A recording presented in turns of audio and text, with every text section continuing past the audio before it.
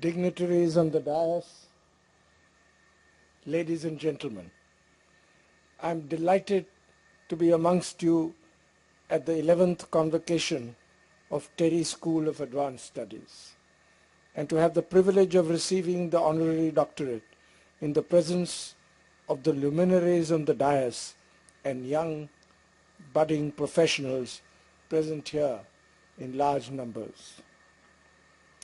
Thank you, Shri Ashok Chawla, Chancellor, and Dr. Srivastava, Vice Chancellor, for the honor bestowed upon me, which I most humbly accept. It's a pleasure being among such stalwart professionals. Shri Chawla, your contribution to civil service with experience of over 40 years in various aspects of the Indian economy, and Dr. Srivastava, your contribution to the field of sustainable science are truly commendable, and this, I'm sure, provides immense strength and support to the Institute's vision of sustainable development. I'm very impressed with the initiatives taken by this Institute in this regard.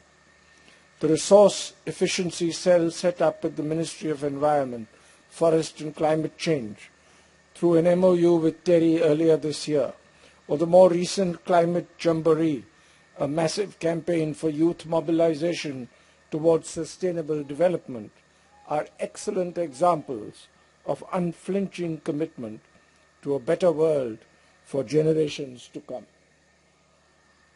I feel very happy to be part of the Terry family now that I am your honored alumnus.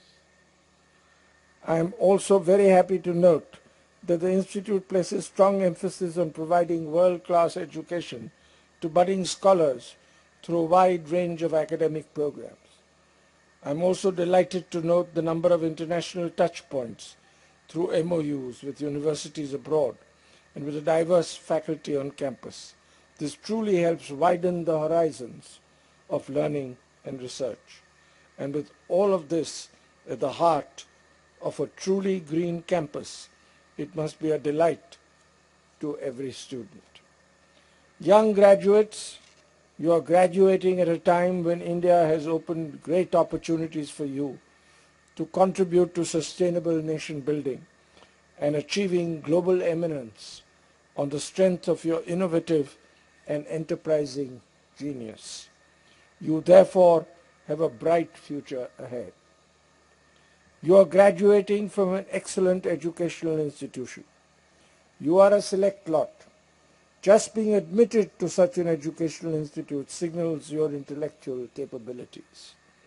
Your time here would have trained you well in your profession and equipped you with the necessary skills to translate your potential into actionable skills. Each one of you will soon be in a position of leadership. You will have the opportunities to make valuable contributions to industry, business, politics, economic and social development, and international integration of our country.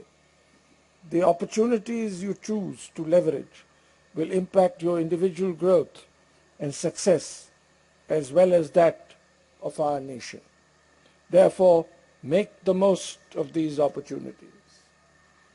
Before I conclude, I would like to leave you, the leaders of tomorrow, with 5 broad hindsights or insights that I have gleaned from my working life. Here's my advice to you. 1. Go for leadership. Leadership is about doing the tough things which need to be done and no one else wants to do, not just the popular ones. It is about telling the truth about how things are, not what people want to hear. A leader needs to think the future backwards, not the present forwards. He or she must have a clear vision of the future and then plan how to achieve it backwards through full involvement of his or her team. Leadership development through constant exposure to new ideas is important.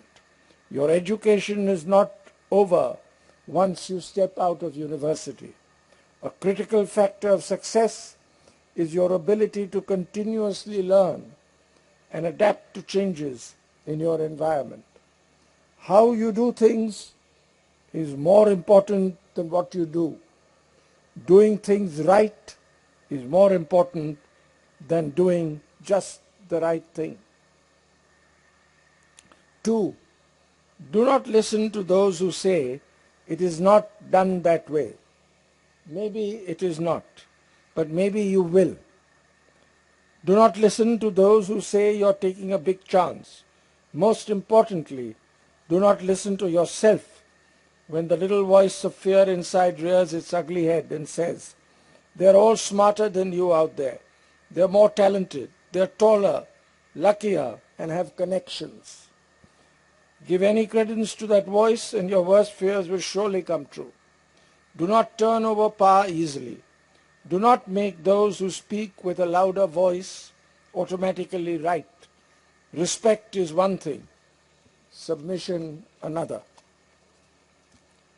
3rd, play to win, but don't play dirty. As you grow older, you will find that things change from absolute to relative. When you were young, very young, it was absolutely wrong to lie, cheat, or steal. As you get older, you will be tempted by the system, especially when you look around in India, to think in relative terms when it comes to making a distinction between right and wrong. I would urge you to preserve your values as much as you can. If you avoid lying, cheating, or stealing in any of its forms, you will not have to remember who you lied to, how you cheated, or what you stole. 4. As Theodore Roosevelt said, dare mighty things. Have stretched goals, goals you don't yet know how to achieve. Learn to pick yourself up every time you fall, but also learn to constantly raise the bar. Stretch, and even more stretch should be your motto. And lastly, point number 5, make your vocation your vacation.